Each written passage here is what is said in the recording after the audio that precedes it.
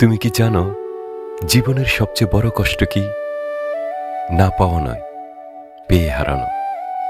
যা কখনো তোমার ছিলই না তা হারিয়ে কষ্ট পাওয়া সহজ, কিন্তু যা একদিন তোমার হাতের মুঠোয় ছিল তা হারানোর যন্ত্রণা, সেটা ভাষায় বলা যায় না।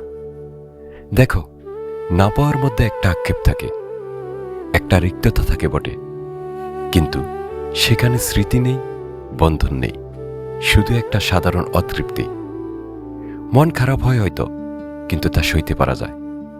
কিন্তু যেটা একবার তোমার নিজের হয়ে গিয়েছিল, যার সাথে তোমার প্রতিটা দিন জড়িয়ে গিয়েছিল, যে মানুষটা বা যে স্বপ্নটা তোমার সকালের চা থেকে শুরু করে রাতের শেষ চিন্তা পর্যন্ত মিশেছিল, সেটা যখন হঠাৎ একদিন হাত থেকে ধুলোর মতো ঝরে যায়, তখন ভেতরটা দুমড়ে মুচড়ে যায়।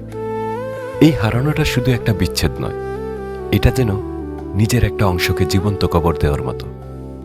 তুমি হয়তো কখনো লক্ষ্য করেছ, কেউ চলে যাওয়ার পরও তার অভ্যাসগুলো থেকে যায়, সেই চেনাগুলি, সেই পছন্দের গান, সেই বিশেষ কথা, সব কিছু মনে করিয়ে দেয় সে ছিল, কিন্তু এখন নেই।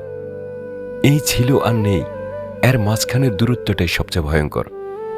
অভ্যাসের সেই চেনা পথে যখন কেউ হঠাৎ অচেনা হয়ে যায়, তখন বুক থেকে যে কান্না আসে তার কোনো শব্দ হয় না। এ হাহাকার কোনো সান্ত্বনায় মেটে না, কোনো যুক্তিতেও বোঝানো যায় না। আমরা প্রায়ই অভিযোগ করি, এটা পাইনি, ওটা পাইনি, কিন্তু আসল কষ্ট তো সেখানে নয়। আসল কষ্ট যেটা পেয়েছিলাম সেটা হারিয়ে ফেলা। কারণ হারানোর আগে যে পাওয়ার মুহূর্তগুলো ছিল, সেগুলো এখন শুধুই স্মৃতি। আর সেই স্মৃতি বয়ে বেড়ানোটাই পৃথিবীর সবচেয়ে কঠিন পরীক্ষা। একবার ভেবে দেখো, যে হাসিটা তোমার দিবসের শুরু করত, যে কণ্ঠস্বরটা তোমার রাতের ঘুম আনত, সেটা হঠাৎ একদিন চুপ হয়ে গেলে কি হয়? একটা অসহ্য শূন্যতায় তৈরি হয়, যার কোনো প্রতিকার নেই। পাওয়া মানেই হারানোর ভয় নয়, কিন্তু যখন হারাতে হয়, তখন সে পাওয়া মুহূর্তগুলোর স্মৃতি বুকে পাথরের মতো চেপে বসে। একসময় যা ছিল অস্তিত্বের অংশ, আজ তা শুধুই এক মুঠো দীর্ঘশ্বাস, এক নীরব আর্তনাদ, যা কেউ শুনতে পায় না। তাই বলি, যা পাওনি তা নিয়ে আক্ষেপ করো না, বরং যা পেয়েছ তাকে আঁকড়ে ধরো। কারণ হারানোর যন্ত্রণা, সেটা শুধু যারা পেয়েছে তারাই বুঝে।